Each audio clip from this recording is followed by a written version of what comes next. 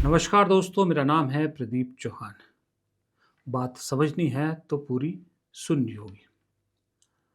दोस्तों, असम में कुछ अजब ही खेला चल रहा है। चुनाव है असम में। शायद इस हफ्ते में या अगले हफ्ते में आने वाले हफ्ते में चुनाव की तारीखों का ऐलान चुनाव आयोग कर देगा। लेकिन जैसे-जैसे असम के चुनाव नज़दीक आ रहे हैं, वैसे-वैसे चुनावी माहौल में असम के चुनावी माहौल में एक अजब-सी लीला या यूँ कहें कि अजब-सी एक बात चल रही है। अब सोचिए, 2 main opponent party BJP, Congress दोनों ही एक-दूसरे पर प्रहार कर रही हैं। ज़ाहिर-सी बात है, चुनाव लड़ना है तो एक-दूसरे पर प्रहार करेंगे। लेकिन प्रहार करने के मुद्दे दोनों के तकरीबन एक जैसे, एक ही तरह के प्रहार।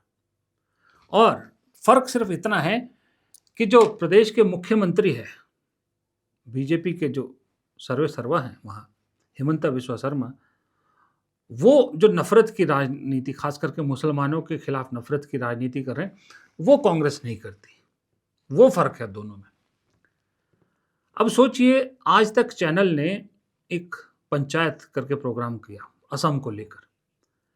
उस मंच पर हिमंता बिस्वा शर्मा भी पहुँचे, कांग्रेस के पवन खेड़ा भी पहुँचे, सब पहुँचे। उस पंचायत प्रोग्राम में कुछ असम के चुनाव का अलग ही रंग देखने को मिला। जहाँ पर हिमंता बिस्वा शर्मा खुलेआम मंच से कहते हैं, खुलेआम, कि मैं 70 लाख जो वहाँ इल्लीगल इमिग्रेंट है, मुसलमान, अब जो भी उनको मियाँ कहें, को जो भी कहते हो, मैं उनको भगा तो नहीं सकता कहीं, लेकिन उन पर इतना प्रेशर डालूँगा, यानी उनको इतना तंग करूँगा कि वो खुद असम छोड़कर जाने पर मजबूर हो जाएँ, 70 लाख मुसलमान। ये मंच से कह रहा है, एक चैनल के मंच से कह रहा है प्रदेश का मुख्यमंत्री। सोचिए, नफ़रत का आलम ये है। 70 लाख का दावा कर रहे हैं, 17, उस सूची, जब आपके पास सरकार है, देश का गृह मंत्रालय भी आपका है, सब कुछ आपके पास है, सूची क्यों नहीं जारी कर देते आप? अगर आप कहते हैं कि 70 लाख ये इमिग्रेंट है, प्रेशर बना के मैं उन्हें मजबूर करना चाहता हूँ बाहर जाने के लिए। उस 70 लाख की एक सूची जारी कीजिए। वो तो नहीं करेंगे, लेकिन मंच से कह रहे हैं कि मैं प्रेशर से उनको भगाना चाहता हूँ। खैर, ये हिमंता बिस्वा शर्मा। दूसरा, वही हिमंता बिस्वा शर्मा एक और दावा करते हैं। कह रहे हैं कांग्रेस के जितने कैंडिडेट्स की जो लिस्ट आएगी, उसमें 30 लोग मेरे होंगे। सोचिए, हिमंता बिस्वा शर्मा इतना बड़ा दावा कर रहे हैं कि 30 लोग मेरे होंगे। क्यों? क्योंकि उसके बाद जो राज्यसभा चुनाव होंगे, उसमें वो मुझे सपोर्ट करेंगे। यानी ये भी मान रहे हैं कि जो 30 उनके होंगे, वो जीतेंगे भी। 30 जीते होंगे उसके। हिमंता बिस्वा शर्मा के मैथ कैलकुलेशन देखिए, 126 कुल सीट है।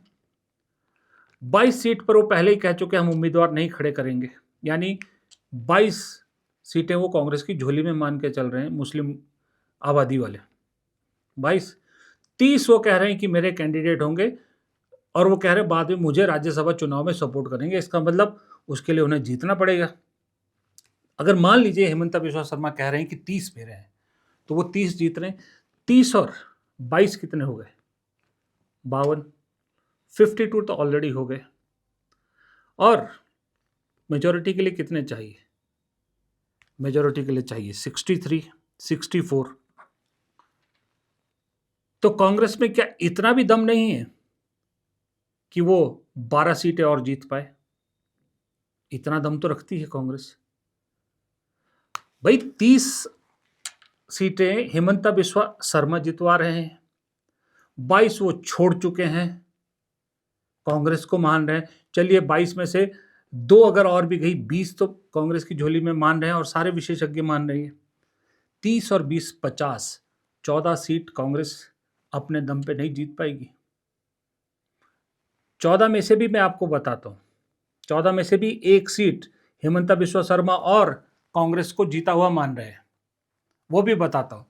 लेकिन कैलकुलेशन देखिए, हिमंता बिस्वा शर्मा की।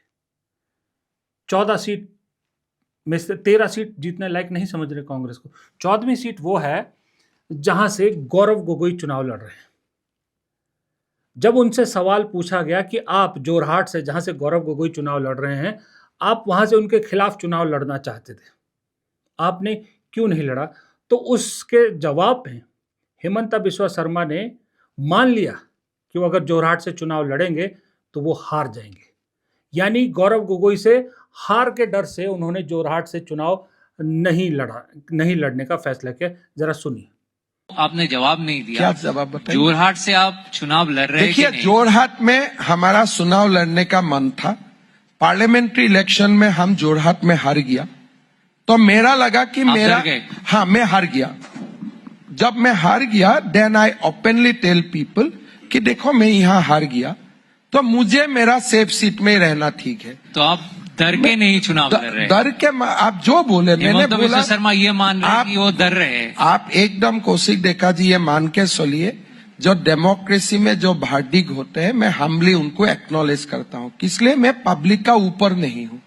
जोरहाट का पब्लिक ने बीजेपी को नकारा उस समय, तो उस समय मैंने निर्णय लिया कि जो कॉन्स्टिट्यूएंसी में बीजेपी हारे, अगर उसमें मैं लड़ने जाऊं तो मेरा फाइट उधार ही होगा, बाकी असम कौन करे।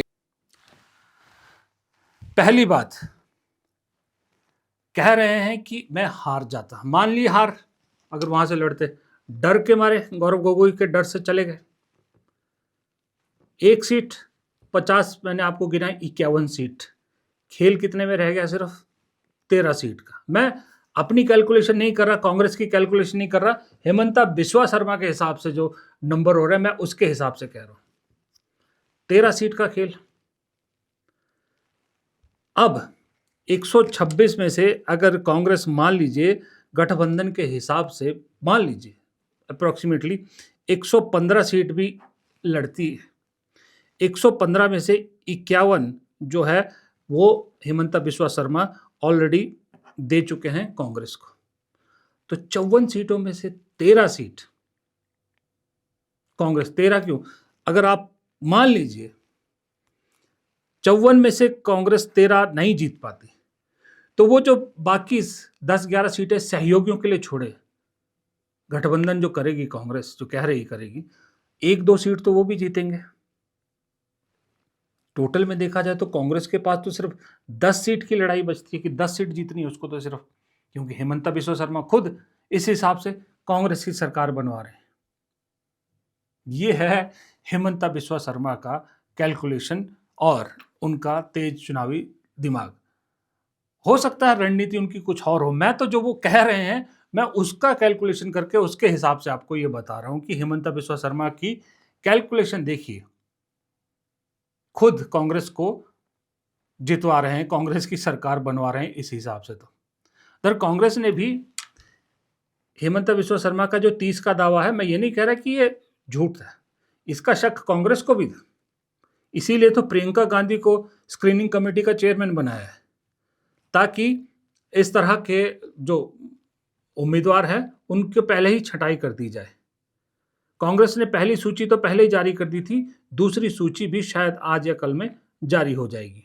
उन्होंने डिस्कस किया। देखिए, सीटों की संख्या पर मैं नहीं जाना चाहूँगा, इससे पहले भी हमारी सीईसी की बैठक हुई है, लेकिन हाँ ये ज़रूर कहना चाहूँगा कि कल जो आज बैठक में जो लिस्ट तैयार हुई है, कल प्रकाशित होने की संभावना है, और कल के बाद और अलायंस की भी सीट हम कल प्रकाशित करने की कोशिश करेंगे जो अलायंस के लिए छोड़ी गई है। तो कल के बाद मुझे नहीं लगता ज़्यादा सीट बची रहेंगी, पर हाँ 5-7% सीट्स अभी भी वर्तमान के हालात को देखते हुए हम उस पर विचार विमर्श बाद में कर सकते हैं। सर, आपकी मुलाकात झारखंड के मुख्यमंत्री साहब से हुई, मुलाकात के बाद उन्होंने कहा कि बहुत जल्द कुछ अच्छी बातें पता चलेगी, हम लोग असम जीतने जा रहे हैं। क्या जेएमएम के साथ कोई अलायंस होने वाली है?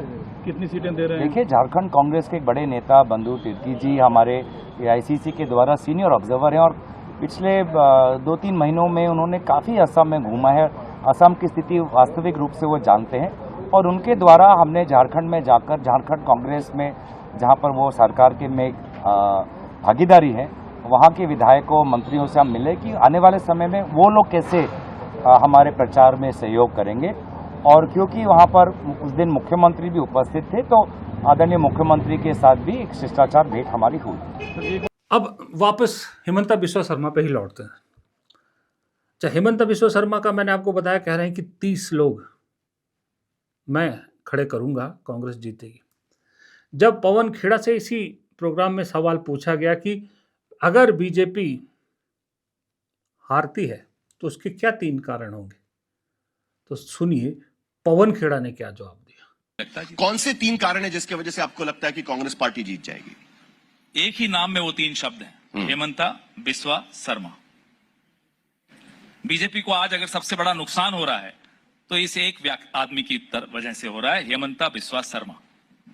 ये पहली बार मैं सुन रहा हूं कि कोई पार्टी का नेता दूसरे पार्टी के नेता को का कारण बता रहा है कि जिसकी वजह से हम चुनाव जीत सकते हैं। आप ऑफ रिकॉर्ड बीजेपी के नेताओं से पूछिए, वो आपको बताएंगे खुलकर कि अगर हम हार रहे हैं तो हेमंता की वजह से हार रहे हैं। और आरएसएस का सर्वे आपने देखा होगा, मुझसे ज्यादा आपके सोर्सेज हैं नागपुर में, मुझे मालूम है। लेकिन पवन खेड़ा कह रहे हैं कि पवन खेड़ा बीजेपी के अंदर की बात बता रहे हैं और हिमंता बिस्वा शर्मा कांग्रेस के अंदर की बात बता रहे हैं। मतलब दोनों ही पार्टियां एक दूसरे के अंदर क्या हो रहा है उस पर ज्यादा फोकस कर रही हैं, उसको लेकर चुनाव में एक तरह से उतर रही हैं। यही समझ में आ रहा है ना आपका। लेकिन कहानी दरअसल ये है कि देखिए, ऊपरी तौर पे इसी प्रोग्राम में भी हिमंता बिस्वा शर्मा से एक पत्रकार ने, है तो क्या पत्रकार है, पता नहीं क्या कैसा पत्रकार है, हमारे पुराने साथी हैं, नहीं बोलना चाहिए, लेकिन ऐसा सवाल पूछा कि जो भी मुख्यमंत्री चुनाव में जाता है उसके चेहरे पे टेंशन होती है, आपके चेहरे पे तो बिल्कुल टेंशन नहीं है। ये मुझे बिल्कुल वैसा ही सवाल लगा जैसे मोदी जी से पूछा गया हो कि आप थकते नहीं हैं, आप कौन सा टॉनिक लेते हैं, उसी तरह का सवाल ये था। पर खैर, हिमंता बिस्वा शर्मा जो दिखा रहे हैं अपने आप को कि मुझे टेंशन नहीं है, हकीकत तो ये है कि दूसरों के घरों में वही झांकता है ज़्यादा, जिसको पता होता है कि मेरे घर में कुछ है नहीं जो छुपाऊं, जिसको मालूम है कि उसके घर में छुपाने के लिए बहुत कुछ है, वो दूसरों के घरों में ताका झांकी नहीं करता। वो कहावत है ना, एक डायलॉग है कि शीशों के घरों में रहने वाले दूसरों के घरों में पत्थर नहीं फेंका करते। लेकिन हिमंता बिस्वा शर्मा पत्थर फेंक रहे हैं वो इसीलिए कि खुद के घर के शीशे पूरी तरह से टूटे हुए हैं। मेरा आकलन तो ये कहता है।